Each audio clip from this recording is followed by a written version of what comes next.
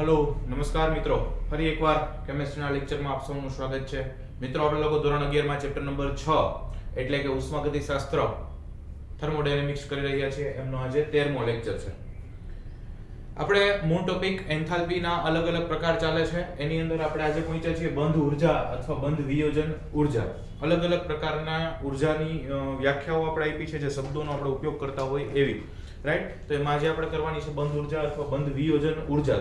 સૌથી પહેલા ટાઇટલ સમજવાનો પ્રયત્ન કરીએ તો બંધ ઉર્જા, ઉર્જા એટલે ઉર્જા, બંધ એટલે જે બે પરમાણુ વચ્ચે કે તત્વો વચ્ચે બનેલો હોય તો એ બંધને તોડવા માટે આપવી પડતી ઉર્જા, એવું કંઈક હોવું જોઈએ। એનું બીજું નામ વાંચીએ એટલે વધારે સ્પષ્ટ થશે। બંધ વિયોજન ઉર્જા એટલે ઉર્જા ખરી, પણ કેના માટે? તો કે બંધ વિયોજન। વિયોજન એટલે તોડવું, છૂટું પાડવું। વિયોજન એટલે તોડવું અથવા છૂટું પાડવું, તો બંધને તોડવા માટે આપવી પડતી ઉર્જા એને કહેવાય બંધ ઉર્જા અથવા બંધ વિયોજન ઉર્જા। ક્યારેક બંધ વિયોજન એન્થાલ્પી પણ શબ્દ વાપરે તો પણ આ જ થયું। ડેલ્ટા H0 એટલે એન્થાલ્પી અને બોન્ડ બંધ તોડવાનો છે એટલે એને બોન્ડ કીધું છે। ડેલ્ટા H0 બોન્ડ એટલે કે બંધ ઉર્જા અથવા બંધ વિયોજન ઉર્જા। હવે આની વ્યાખ્યા આપવી તો એવું કહી શકાય કે ભાઈ વાયુમય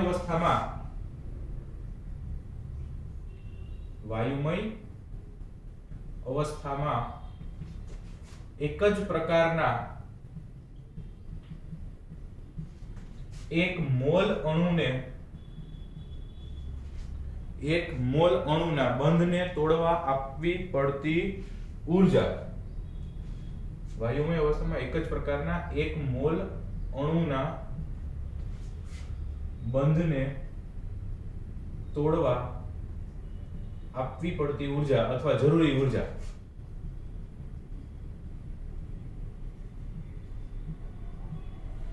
આપવી પડતી ઉર્જા અથવા જરૂરી ઉર્જા એને બંધ ઉર્જા કહેવાય।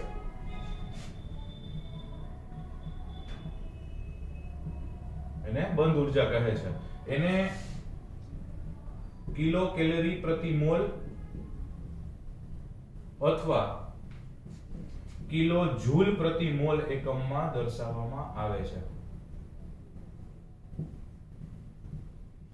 કિલો કેલરી પ્રતિ મોલ અથવા કિલો જૂલ પ્રતિ મોલ એકમમાં દર્શાવાય છે, રાઈટ। તો આ એની બંધ ઉર્જા થઈ। કોને કીધી બંધ ઉર્જા? તો કે વાયુમય અવસ્થામાં એટલે મૂળ અવસ્થામાં જનરલી એક જ પ્રકારના, આ ખાસ અગત્યનું છે, એક મોલ અણુ હોય એને તોડવા માટે, એના બંધ તોડવા માટે જરૂરી ઉર્જા, એક જ પ્રકારના એક મોલ અણુના બંધને તોડવા માટે આપવી પડતી ઉર્જા એટલે બંધ ઉર્જા। અને એટલે જ એનો એકમ કિલો કેલરી પ્રતિ મોલ થાય છે અથવા કિલો જૂલ પ્રતિ મોલ, એટલે એક મોલ અણુના બંધ તોડવા માટે આપવી પડતી ઉર્જા એને કહેવાય બંધ ઉર્જા અથવા બંધ વિયોજન ઉર્જા। બીજી વાત કે જુદા જુદા પ્રકારના અણુઓ હોય, પદાર્થો હોય, સંયોજનો હોય, એમાં એક જ પ્રકારનો બંધ હોય। જુદા જુદા પદાર્થોમાં રહેલા એક જ પ્રકારના બંધ તોડવા માટે, એક જ પ્રકારના બંધ તોડવા માટેની ઉર્જાનું મૂલ્ય જુદું જુદું હોય છે।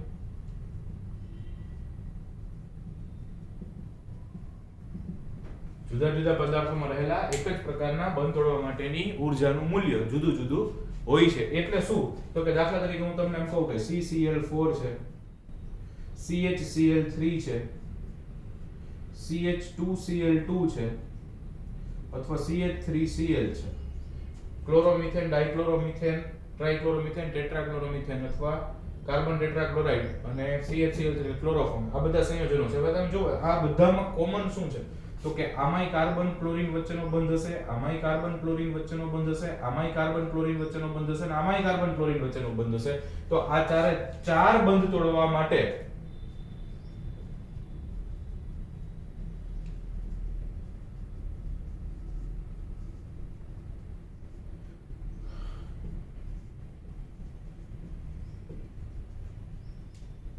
ચારે ચાર કાર્બન ક્લોરીન વચ્ચે, મતલબ આ ચારે ચાર આપણે એમ થાય કાર્બન અને ક્લોરીન વચ્ચેના બંધ જ છે, પણ આમ છતાં ચારે ચારમાં ઈ કાર્બન ક્લોરીન વચ્ચેનો બંધ તોડવા માટેની ઉર્જાનું મૂલ્ય જુદું જુદું હોય છે। કારણ કે એમની સાથેનું વાતાવરણ, આમાં બાકીના કાર્બન સાથે બાકી ત્રણે ત્રણ ક્લોરીન જ હોય, આમાં કાર્બન સાથે એક હાઇડ્રોજન હોય, આમાં કાર્બન સાથે બે હાઇડ્રોજન હોય, આમાં કાર્બન સાથે ત્રણ હાઇડ્રોજન હોય. So that will also effect on that bond energy, right? તો બોન્ડ એનર્જી, કાર્બન ક્લોરીન વચ્ચેના બંધની ઉર્જા નું મૂલ્ય જુદું જુદું, બધામાં એક જ પ્રકારના બંધ છે પણ પદાર્થ જુદા છે, બંધ સરખા છે, છતાં પણ એમની બંધ તોડવા માટેની ઉર્જાનું મૂલ્ય જુદું જુદું હોય છે. એટલે એનો મતલબ એવો નહીં કે દુનિયામાં ગમે ત્યાં કાર્બન ક્લોરીન વચ્ચેનો બંધ હોય તો એની મૂલ્ય, ઉર્જાનું મૂલ્ય સરખું જ હોય અને તોડવા એક જ સરખી ઉર્જા આપવી પડે એવું હોતું નથી. એક જ પ્રકારના કાર્બન ક્લોરીન વચ્ચેના બંધ છે, છતાં પણ એના બંધ તોડવા માટે ઉર્જા જુદી જુદી જોઈ છે. આ સિવાય આના કરતા ઇન્ટરેસ્ટિંગ ફેક્ટ એ છે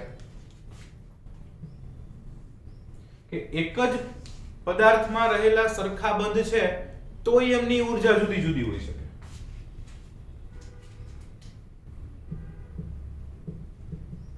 એક જ પ્રકારના પદાર્થમાં રહેલા એક સરખા બંધ તોડવા માટેની ઉર્જા પણ જુદી જુદી હોઈ શકે. જો હોય જ એવું જરૂરી નથી, જુદી જુદી હોય છે, હોઈ શકે. ઓકે, દાખલા તરીકે હું તમને એમ કહું કે મિથેન, તો આ મિથેનમાં 4 કાર્બન હાઇડ્રોજન બંધ છે. આ એક, આ બીજો, આ ત્રીજો, આ ચોથો. તો 4 કાર્બન હાઇડ્રોજન વચ્ચેના જ બંધ છે. આમ છતાં આ ચારેય કાર્બન હાઇડ્રોજન બંધની ઉર્જાનું મૂલ્ય જુદું જુદું હોય છે. એનો મતલબ કે ચારે ચાર એક જ પદાર્થ છે, ચારે ચાર બંધેય સરખા છે અને આમાં તો એવું નથી કે એની સાથે કોઈક જોડાયેલો અલગ છે. આમાં તો બધા હાઇડ્રોજન જોડાયેલા છે, એક જ સરખું લાગે. આમ છતાંય ચારે ચારે કાર્બન હાઇડ્રોજન બંધ તોડવા માટે જુદી જુદી ઉર્જા આપવી પડે. તો કે આપણે તો સર એમાં મિથેન જેવા પદાર્થ હોય તો એમાં CH બંધ ઉર્જાનું મૂલ્ય સરખું જ લેતા હોય. તો કે આવા પ્રકારના એક જ પ્રકારનો પદાર્થ હોય, એક જ પદાર્થ છે, એમાં એક જ સરખા બંધ છે, છતાંય જો વેરિયેબલ વેલ્યુઝ મળતી હોય, જુદી જુદી વેલ્યુ મળતી હોય, તો આવા કિસ્સામાં આપણે સરેરાશ કિંમત લેતા હોય છીએ.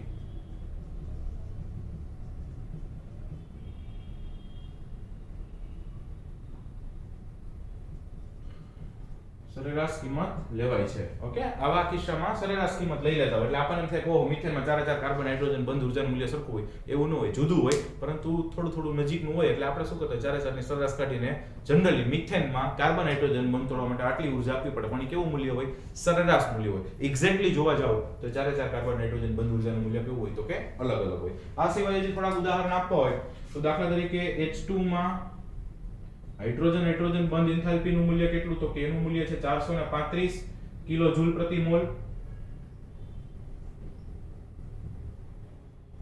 પછી એવી જ રીતે આપણે લઈએ ક્લોરીન Cl2 અણુ, તો એમાં ક્લોરીન ક્લોરીન બંધ ઉર્જાનું મૂલ્ય, બે ક્લોરીન હોય ને Cl2 અણુ એટલે કેવી રીતે બે ક્લોરીન જોડાયેલો હોય, તો એનું મૂલ્ય કેટલું હોય? તો કે એમાં એની બંધ ઉર્જાનું મૂલ્ય 242 કિલો જૂલ પ્રતિ મોલ જેટલું હોય છે.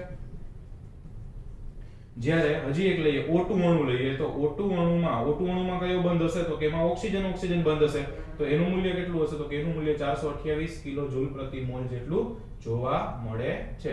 આવી રીતે આ બંધ ઉર્જા એટલે કઈ નહીં, બંધ તોડવા માટે આપવી પડતી ઉર્જા. પછી સરખા બંધ હોય, જુદા હોય, જુદા જુદા પદાર્થમાં સરખા બંધ હોય તોય જુદી જુદી હોય, એક જ પ્રકારના પદાર્થમાં જુદા જુદા સરખા બંધ હોય તોય મૂલ્ય જુદું જુદું હોઈ શકે છે.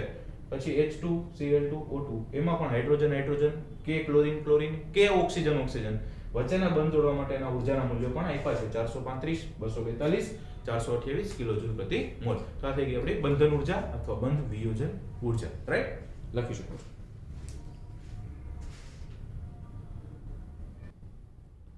ઓકે, નેક્સ્ટ છે પરમાણ્વીયકરણ એન્થાલ્પી એટલે કે ડેલ્ટા H. પરમાણ્વીયકરણ એન્થાલ્પી એટલે કે એન્થાલ્પી ઓફ એટોમાઇઝેશન. એટમ એટલે પરમાણુ, એટમ એટલે પરમાણુ, એટોમાઇઝેશન એટલે પરમાણ્વીયકરણ. તો પરમાણ્વીયકરણ એન્થાલ્પી એટલે એને કહેવાય ડેલ્ટા H એટોમાઇઝેશન, ડેલ્ટા HA. અને એને આપણે ઓલું પ્રમાણિત લેતા હોય તો ડેલ્ટા H0 લખાય, રાઈટ? એ તો આપણને ખબર છે, પણ ટૂંકમાં અહીંયા A નો મતલબ થશે એટોમાઇઝેશન. એટોમાઇઝેશન એટલે પરમાણ્વીયકરણ, એટમ એટલે પરમાણુ, રાઈટ? તો વાયુમય 1 મોલ ટૂંકમાં અણુમાંથી પરમાણુ બનાવવા છે. પરમાણ્વીયકરણ એન્થાલ્પી એટલે પરમાણુ બને ત્યારે ઉર્જાનો ફેરફાર, ત્યારે સંકળાયેલી ઉર્જા. પરમાણુ શેમાંથી બનાવવાના? તો કે અણુમાંથી. તો એક વાયુમય દ્વિઅણુક ડાયએટોમિક મોલેક્યુલ હોય. ડાયએટોમિક મોલેક્યુલના આપણે ઓલરેડી ઉદાહરણ જોઈ ગયા છીએ કે ભાઈ ડાયક્લોરિન, Cl2, F2, Br2, I2, H2, N2, O2 આ બધા દ્વિપરમાણવિક અણુ થયા, ડાયએટોમિક મોલેક્યુલ થયા. તો આવા જ્યારે ગેસિયસ ડાયએટોમિક મોલેક્યુલ હોય, વાયુરૂપ દ્વિપરમાણવિક અણુ, વ્યાખ્યા લખીએ એક્ઝેક્ટલી તો વાયુરૂપ દ્વિપરમાણવિક 1 મોલ અણુને તોડીને વાયુમય મુક્ત પરમાણુ મેળવવા માટે અણુને ન તોડવાને, અણુમાંના બંધને તોડીને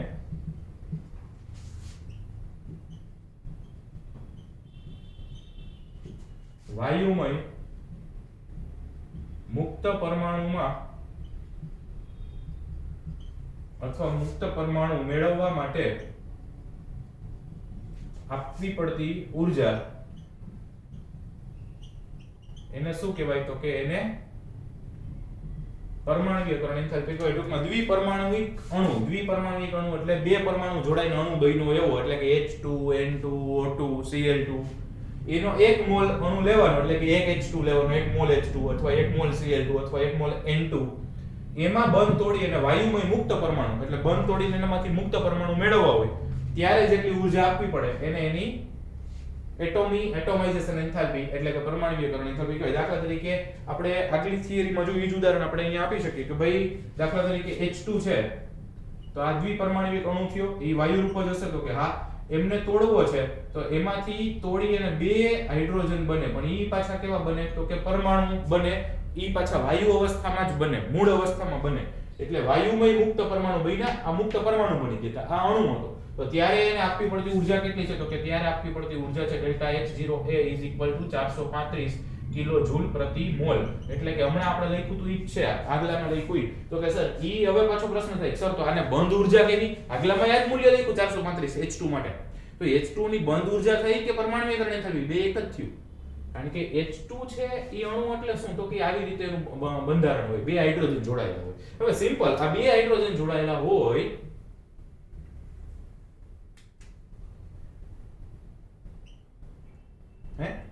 એમાં આ 2 હાઇડ્રોજન વચ્ચેનો બંધ તોડી નાખો એટલે 2 હાઇડ્રોજન બનવાના. તો એ બંધ તોડવા માટે આપવી પડતી ઉર્જા એટલે શું થયું? તો કે બંધ ઉર્જા થઈ. પણ એ બંધ તૂટશે એટલે બનશે શું? તો કે 2 પરમાણુ બનશે.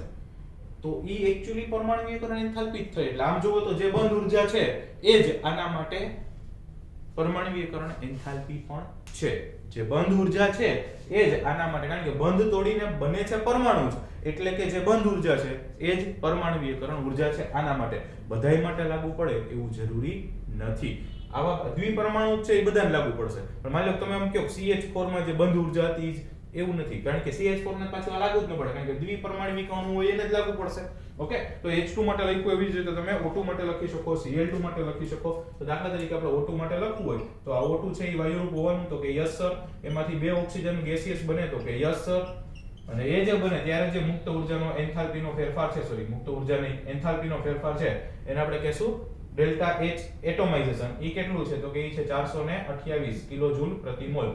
ટૂંકમાં 1 મોલ અણુ તૂટે અને પરમાણુ બને, અણુમાંથી પરમાણુ બને ત્યારે ઉર્જા જે આપવી પડે એને એની પરમાણુકરણ એન્થાલ્પી કહેવાય. સમજાય છે? ફાઇન, લખીશું.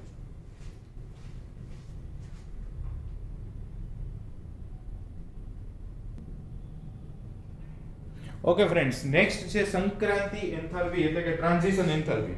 સંક્રાંતિ એન્થાલ્પી એટલે ટ્રાન્ઝિશન એન્થાલ્પી, એટલે આને ડેલ્ટા H T વડે પણ દર્શાવાય. ટ્રાન્ઝિશન નો T, ટ્રાન્ઝિશન એટલે સંક્રાંતિ, રાઈટ? એકમાંથી બીજામાં રૂપાંતર થાય નહીં તમે સંક્રાંતિ કહી શકો કેમિસ્ટ્રીની ભાષામાં, અને ઇંગ્લિશમાં એને કહેવાય ટ્રાન્ઝિશન. ઓકે, તો નિયત તાપમાન અને દબાણ, આની ડેફિનેશન શું થશે? તો કે નિયત તાપમાન અને દબાણે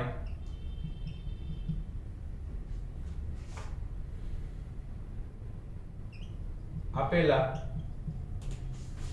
1 મોલ પદાર્થના એક અપર રૂપમાંથી બીજા અપર રૂપમાં નિયત તાપમાન અને દબાણે આપેલા એક મોલ પદાર્થના એક અપર રૂપમાંથી બીજા અપર રૂપમાં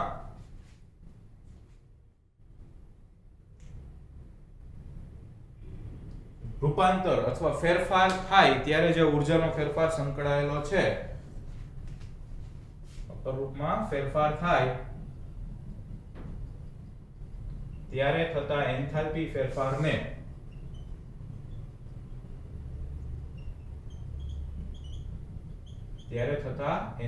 ફેરફારને સંક્રાંતિ એન્થાલ્પી કહે છે. એનું ઇંગ્લિશ નામ છે ટ્રાન્ઝિશન એન્થાલ્પી, એટલે એને ડેલ્ટા HT વડે દર્શાવવામાં આવે છે. ટૂંકમાં નિયત તાપમાન દબાણ હોવું જરૂરી છે. એક મોલ તો બધાય માટે છે, જેથી એકમ આપણે વ્યવસ્થિત વ્યાખ્યાયિત કરી શકીએ, ઊર્જા વ્યવસ્થિત વ્યાખ્યાયિત કરી શકીએ. અને એક અપર રૂપમાંથી બીજા અપર રૂપમાં ફેરફાર થાય. ફરી એકવાર યાદ કરાવું, અપર રૂપ એટલે ઇંગ્લિશમાં ને કહેવાય એલોટ્રોપ્સ.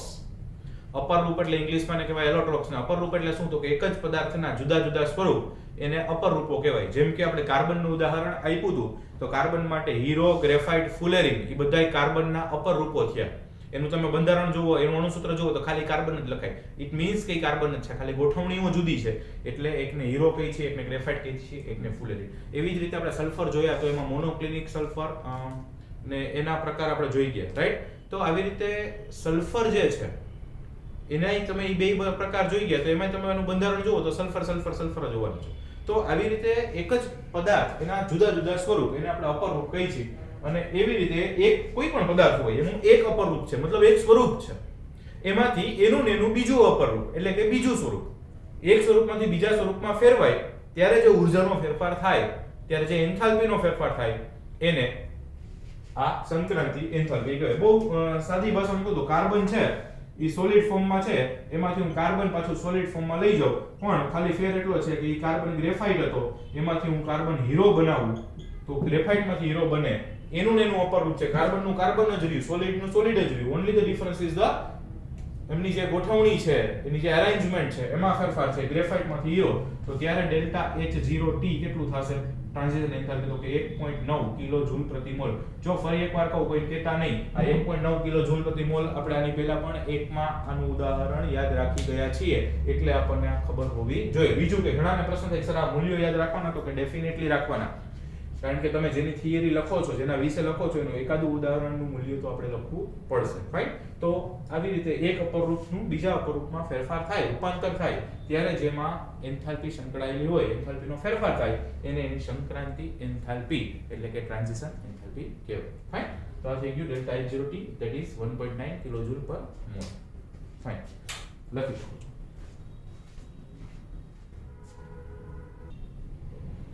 ઓકે, નેક્સ્ટ છે અવસ્થા અથવા કલા ફેરફારની એન્થાલ્પી. હવે અવસ્થા અથવા કલા ફેરફારની એન્થાલ્પી એટલે એનું તમે ટાઇટલ વાંચો તોય ખબર પડી જાય. અવસ્થાનો જ બીજો સામાન્યથી શબ્દ છે કલા, ફેઝ કહેવાય. ઇંગ્લિશમાં ફેઝ કહેવાય. અવસ્થા અથવા કલા એટલે કે ઘન અવસ્થા, પ્રવાહી અવસ્થા, વાયુ અવસ્થા એટલે એ કલા. તો એ અવસ્થા ફેરફારની એન્થાલ્પી, એનો મતલબ કે આપેલ તાપમાન અને દબાણ અથવા નિયત તાપમાન અને દબાણે, આની ડેફિનેશન કરવી તો કંઈક આવી કરી શકાય કે નિયત તાપમાન અને દબાણે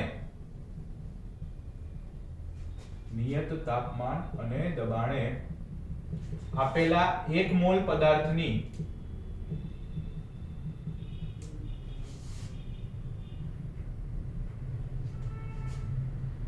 એક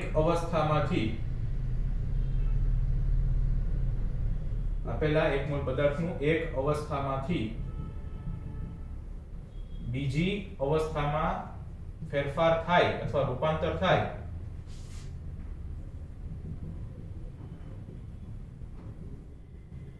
ત્યારે થતા એન્થાલ્પી ફેરફારને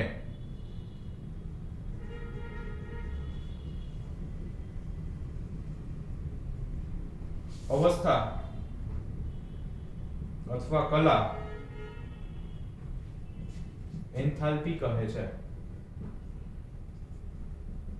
અથવા કલા ફેરફારની એન્થાલ્પી કહે છે. ટૂંકમાં કાંઈ નથી, આપેલો પદાર્થ હોય, 1 મોલ તો બધા માટે વ્યાખ્યામાં આપણે લીધું જ છે, જેથી આપણે એનો એકમ કહી શકીએ કિલોજૂલ, અને બીજું સચોટ મૂલ્ય મળે. ઓલું તમે એમ કહો હાલો 435, પણ કેટલું? 1 બંધ તોડવા માટે, 2 બંધ તોડવા માટે, 10 બંધ તોડવા માટે, કેટલા? તો કે 1 મોલ બંધ તોડવા માટેના મૂલ્યો, એટલે આપણે બધામાં 1 મોલ લખીએ છીએ. ફાઇન. તો નિયત તાપમાન અને દબાણ, એટલે ચોક્કસ તાપમાન લીધું હોય, દબાણ લીધું, ત્યારે 1 મોલ પદાર્થનું એક અવસ્થામાંથી બીજી અવસ્થામાં રૂપાંતર થાય ત્યારે જે એન્થાલ્પીનો ફેરફાર થાય, ઉર્જાનો ફેરફાર થાય, એને અવસ્થા ફેરફારની એન્થાલ્પી કહેવાય. બહુ સિમ્પલ તમને કહું તો દાખલા તરીકે પાણી છે તો આ H2O લિક્વિડ, ઓકે, એમને તમે ગરમ કરી અને H2O ગેસ અથવા H2O વેપર, આમ તો પાણી માટે G લખવું થોડુંક ખરાબ લાગે, ઓકે, કારણ કે પાણીનો ગેસ એમ ન કહેવાય, પાણીની વરાળ કહેવાય, પાણીનો વાયુ નો કહેવાય. શું કહેવાય? પાણીની વરાળ. એટલે ગેસ એટલે મતલબ વાયુ થશે, વેપર, વેફર નહીં, વેપર, વેપર એટલે બાષ્પ. તો H2O લિક્વિડ માંથી H2O ગેસ, તો પદાર્થથી નો રહ્યો, માત્ર શું થયું તો કે એની અવસ્થા બદલાણી. આ એક અવસ્થા પ્રવાહીમાંથી એની બીજી અવસ્થામાં રૂપાંતર થાય ત્યારે થતો એન્થાલ્પીનો ફેરફાર, એને કહેવાય એની અવસ્થા ફેરફારની એન્થાલ્પી. અને અહીંયા આગળ આ એન્થાલ્પીનો ફેરફાર કેટલો થશે તો કે આ એન્થાલ્પીનો ફેરફાર થશે delta H0 is equal to 40.79 કિલોજૂલ પ્રતિ મોલ. અને આને કહેવાય ડેલ્ટા H વેપોરાઇઝેશન, VAP લખ્યું મેં. આ શું લખ્યું? VAP. VAP એટલે વેપોરાઇઝેશન. એટલે તમે તો નાના હતા ત્યારે ભણી ગયા છો, પ્રવાહીનું બાષ્પમાં રૂપાંતર થાય, પાણી છે એનું વરાળમાં રૂપાંતર થાય તો એને શું કહેવાય તો કે એને બાષ્પીભવન કહેવાય. પ્રવાહીનું બાષ્પમાં પાણીનું વરાળમાં રૂપાંતર થાય એને શું કહો તમે? બાષ્પીભવન. એટલે એને ઇંગ્લિશમાં કહેવાય વેપોરાઇઝેશન. And that vaporization needs 40.79 kilojoule per mole energy. એક સ્વરૂપનું બીજી સ્વરૂપમાં, એક અવસ્થાનું બીજી અવસ્થામાં રૂપાંતર થાય ત્યારે એન્થાલ્પીનો ફેરફાર કેટલો થશે તો કે 40.79 કિલોજૂલ પ્રતિ મોલ જેટલો ફેરફાર થાય તો એને અવસ્થા અથવા કલા ફેરફારની એન્થાલ્પી કહેવાય. સમજાય છે? બહુ સિમ્પલ છે, કાંઈ એમાં બહુ અઘરું નથી, ખાલી નામ સમજાય એટલે ઓટોમેટિક આવડે. ખાલી ઉદાહરણ તમારે યાદ રાખવાના થશે, એમાં થોડી વધારે મહેનત કરવી પડશે, બાકી સમજવામાં કંઈ બહુ એટલું અઘરું નથી. રાઈટ? લખી શકો છો. ઓકે મિત્રો, નેક્સ્ટ છે આપણે દ્રાવણની enthalpy. Enthalpy of the solution, એટલે જેને સિમ્બોલિક રિપ્રેઝન્ટ ડેલ્ટા H0 એટલે તો પ્રમાણિત એન્થાલ્પી થાય, અને SOL, SOL એટલે સોલ્યુશન, સોલ્યુશનનું શોર્ટ ફોર્મ લખ્યું છે SOL, એટલે ડેલ્ટા H0 સોલ્યુશન એટલે કે દ્રાવણની એન્થાલ્પી. હવે દ્રાવણની એન્થાલ્પી એટલે શું? તો કે જ્યારે એક મોલ પદાર્થને, એની વ્યાખ્યા શું આપી શકાય તો કે જ્યારે એક મોલ પદાર્થને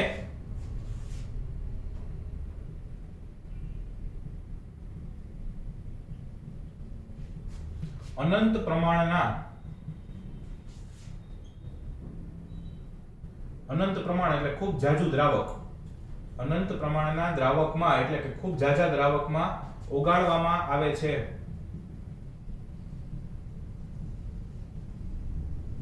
સાથે સાથે લખ્યું છે જ્યારે આયનો અથવા દ્રાવ્ય અણુઓ ઓગાળવામાં આવે, જ્યારે આયનો અથવા જેને દ્રાવ્ય પદાર્થ કે જે ઓગળતું હોય, દ્રાવ્ય, દ્રાવ્ય પદાર્થ ઓગાળવામાં આવે.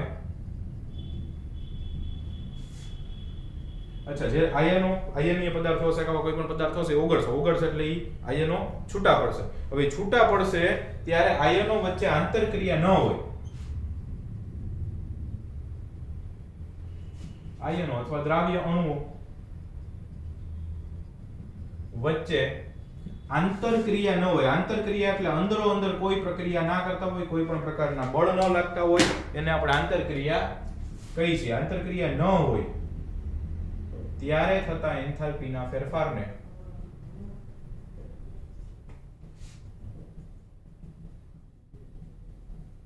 દ્રાવણની એન્થાલ્પી કહે છે. શું કહેવાય એને? તો કે દ્રાવણની એન્થાલ્પી.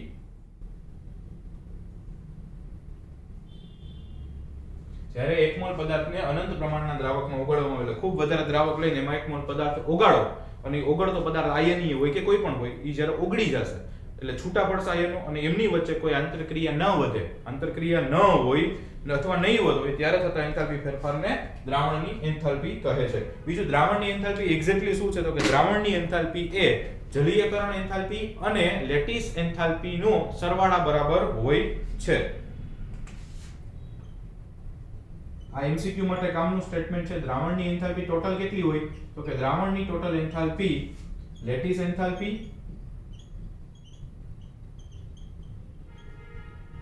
અને જલીયકરણ એન્થાલ્પી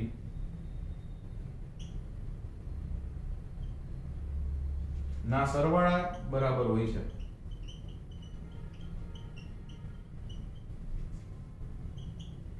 કારણ કે આ દ્રાવણમાં તમે જ્યારે પદાર્થ ઓગાળો ને, આ એમસીક્યુ માટે કામની વસ્તુ થઈ ગઈ. જ્યારે તમે દ્રાવણમાં ઓગાળો ત્યારે એક્ચ્યુઅલી બે પ્રકારની એન્થાલ્પી ખાસ કામ કરતી હોય. એક છે જલીયકરણ એન્થાલ્પી, એક છે લેટિસ એન્થાલ્પી. હવે જલીયકરણ એન્થાલ્પી વધુ હોય ને તો એ જલીયકરણ પામે. જલીયકરણ પામે એટલે કે દ્રાવ્ય થાય. અને જો લેટિસ એન્થાલ્પી વધુ હોય ને તો એનું ઊંધું થાય, તો એ દ્રાવ્ય ન થવા દે. મતલબ બે એન્થાલ્પી હશે કોઈ પણ પદાર્થમાં, બે કામ કરતી હશે, લેટિસ એન્થાલ્પી અને જલીયકરણ એન્થાલ્પી. લેટિસ એન્થાલ્પી વધુ હશે ને તો એની દ્રાવ્યતા ઓછી હશે. જલીયકરણ એન્થાલ્પી વધુ હશે ને તો એની દ્રાવ્યતા વધુ હશે. ટૂંકમાં જે વધુ, જો જલીયકરણ એન્થાલ્પી વધે તો દ્રાવ્યતા વધે, જો લેટિસ એન્થાલ્પી વધે તો દ્રાવ્યતા ઘટે. કારણ કે બે એકબીજાની વિરુદ્ધ પ્રક્રિયાઓ છે. લેટિસ એન્થાલ્પી એટલે પદાર્થના એક મોલ અણુને અનંત અંતરે લઈ જાય, એકબીજાથી અનંત અંતરે જાય. અનંત અંતરે જાય એટલે એમની વચ્ચેની દ્રાવ્યતા ઘટતી જાય, એમની વચ્ચેની આંતરક્રિયાઓ ઘટતી જાય, તો એ લેટિસ એન્થાલ્પી થાય. પણ ટૂંકમાં લેટિસ અને જલીયકરણ બેય કાર્યરત હોય, એનો ટોટલ એને કહેવાય દ્રાવણની એન્થાલ્પી, એટલે કે એન્થાલ્પી ઓફ ધી સોલ્યુશન. આને પેલું સિમ્બોલિક રિપ્રેઝન્ટેશનમાં લખવું હોય તો delta H0 solution is equal to delta H0 lattice. Lattice પણ બોલાય અને લેટિસ પણ બોલાય, ઓકે, અને plus delta H0 hydration. Hydration એટલે જલીયકરણ એન્થાલ્પી. તો delta H0 hydration plus delta H0 lattice, that will give us a delta H0 solution. દ્રાવણની જલીયકરણ એન્થાલ્પી, લેટિસ એન્થાલ્પી અને જલીયકરણ એન્થાલ્પીના સરવાળા જેટલી હોય છે. બસ આ એન્થાલ્પીમાં લગભગ આપણે આવી રીતે એક નાના નાના પોઈન્ટ કરીને 9 પ્રકારની એન્થાલ્પીઓ ભણ્યા છીએ. ઓકે, એકદમ ઈઝી છે, તૈયાર કરજો. નેક્સ્ટ ટાઈમથી આપણે નવો ટોપિક સ્ટાર્ટ કરશું. આજ માટે આટલું. Thank you.